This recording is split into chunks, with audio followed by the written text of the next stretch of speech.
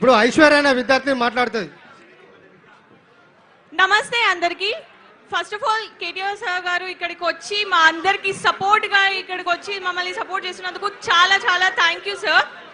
So నేను చెప్పేది ఏంటంటే right to education is our fundamental right and constitution ప్రకారం right to education is a fundamental right అని మనకి ఏం చెప్తుందంటే ప్రతి ఒక్కరికి free and compulsory education.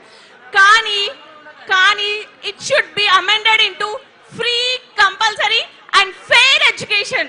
Because ఇదొక్కటి నీట్ పేపర్ లీక్స్ ప్రాబ్లం కాదు. ఎడ్యుకేషన్ సిస్టమ్ గ్రౌండ్ లెవెల్ నుండి ఫెయిల్ అవుతూ వస్తుంది.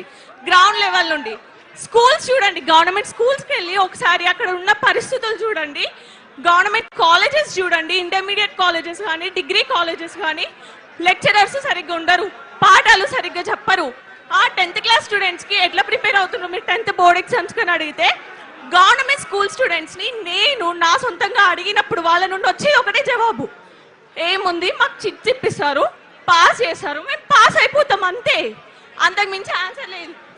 ఒక స్టూడెంట్ చిట్ ఇప్పిస్తారని నమ్మకం పెట్టుకొని పాస్ అయిపోతాం అనేసి అంటుంటే ఎడ్యుకేషన్ సిస్టమ్ ఏం చేస్తుంది, అసలు స్కూల్లో ఉన్న టీచర్స్ ఏం చేస్తున్నారు, ఆ ఎడ్యుకేషన్ సిస్టమ్ ఏం చేస్తున్నది? పిల్లలు పాస్ అవ్వడానికి కూడా సరిపోయే అంత నాలెడ్జ్ ఇవ్వలేనప్పుడు ఆ ఎడ్యుకేషన్ సిస్టమ్ ఫెయిల్ అయినట్టే. ఆ ఎడ్యుకేషన్ సిస్టమ్ ఫెయిల్ అయినట్టు. అండ్ మేము ప్రొటెస్ట్లు చేస్తున్నందుకు, సోషల్ మీడియాలో సపోర్ట్ చేస్తున్నందుకు యాంటీ నేషనల్స్ అనేసి అంటున్నారు. యాంటీ నేషనల్స్ అంటే ఎవరు? దేశ ద్రోహులు. మా రైట్ కోసం, మా ఫండమెంటల్ రైట్ కోసం మేము పోరాడుతున్నాము. అది కూడా మేము ఓటేసి మేము నమ్ముకున్న నాయకులని అకౌంటబుల్గా ఉండండి, మీరు చేసే పనులకి రెస్పాన్సిబుల్గా ఉండండి. మీరు చేసే పనులకని క్వశ్చన్ చేస్తే అది యాంటీ నేషనలిజం ఎట్లా అవుతుంది? అది ప్యూర్ డెమోక్రసీ అవుతుంది. డెమోక్రసీకి యాంటీ నేషనలిజంకి తేడా తెలుసుకొని యాంటీ నేషనలిస్ట్ అనండి ఫస్ట్ మీరు. అండ్ యాంటీ హిందూస్ అంటున్నారు. ఫస్ట్ ఆఫ్ ఆల్ సెంట్రల్లో బీజేపీ ఉన్నా, కాంగ్రెస్ ఉన్నా, కాక్రోచ్ జనతా పార్టీ వచ్చినా, ఎవరు వచ్చినా కానీ సిస్టమ్ ఫెయిల్ అయినప్పుడు అది ఎడ్యుకేషన్ సిస్టమే కానివ్వండి, ఇంకేదన్నా కానివ్వండి, సిస్టమ్ ఫెయిల్ అవుతున్నప్పుడు గవర్నమెంట్ ని క్వశ్చన్ చేసే బాధ్యత ప్రజలకు ఉంది. మేము చేస్తూనే ఉంటాము. సిస్టమ్ ప్రాపర్ గా ఉండే అంతవరకు, గవర్నెన్స్ ప్రాపర్ గా అయ్యే అంతవరకు. అండ్ సెంట్రల్ లో బీజేపీ ఉంది ఇప్పుడు ప్రెసెంట్, కాబట్టి డెఫినెట్ గా బీజేపీని క్వశ్చన్ చేస్తాం. బీజేపీని క్వశ్చన్ చేస్తున్నందుకు యాంటీ హిందూ అంటున్నారు. First of all basic common sense ఉండే religion is different, politics is different. Religion is personal beliefs, politics is societal governance. దానికి తేడా తెలుసుకొని మాట్లాడండి. యాంటీ హిందూస్ అనడానికి ఫస్ట్ ఆఫ్ ఆల్ ఎవరి రిలీజన్ కి వాళ్ళకి స్ట్రాంగ్ లాయల్టీ లేదా? ఒక పార్టీ మధ్యలో నిల్చొని ఈ రిలీజన్ ని కాపాడతా అంటేనే నడుస్తుందా? అంత ఇన్ఫ్లుయెన్షియల్ మైండ్సా మీరందరూ? మీ రిలీజన్ కోసం మీరు నిలబడలేరా? నాకు అర్థం కాదు. గవర్నమెంట్ ని క్వశ్చన్ చేయాల్సింది స్టేట్ సరిగ్గా నడవనప్పుడు, సిస్టమ్ ఫెయిల్ అవుతున్నప్పుడు. రిలీజన్స్ కోసం కాదు. Politics is different and religion is different. అవి రెండింటిని వేరుగా చూసి మన నాయకుల్ని ఎన్నుకున్న రోజు మన బతుకులు బాగుపడతాయి. అది తెలుసుకోండి. ఫస్ట్ క్యాస్ట్ ని బట్టి, రిలీజన్ ని బట్టి, వీళ్ళు నా కులముడు, వీడు నా రిలీజనోడు, నేను ఈయనకు ఓటేస్తే మా కులం బాగుపడుతుంది, మా రిలీజన్ బాగుపడుతుంది అనుకున్న రోజులు అట్లాంటి ఓట్లు వేసే వాళ్ళ బతుకులు మారవు, మా బతుకులు మారనివ్వరు. ఇది మార్చుకోండి ఫస్ట్.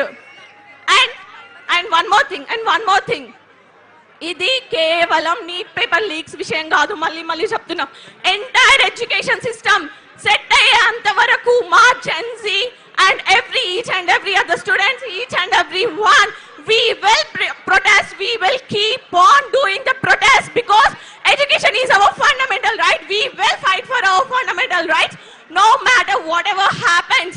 And ingokati ప్రొటెస్ట్లు చేస్తున్నందుకు ఫాల్స్ కేసులు పెట్టి బుక్కలలో పెడతారా? పెట్టండి. ఒక్కరిని పెడతారు, ఇద్దరిని పెడతారు, మా తర్వాత సపోర్ట్ ఇంకొకరు వస్తారు, ఆ తర్వాత సపోర్ట్ ఇంకొకరు వస్తారు.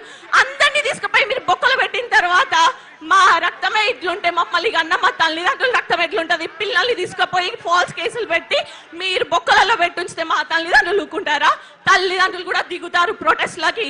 దేశం ప్రొటెస్ట్ లో దిగిన తర్వాత ప్రాపర్ గవర్నెన్స్ కోసం ఒక్కడివి సెంట్రల్ లో కూర్చొని ఏం చేస్తావు?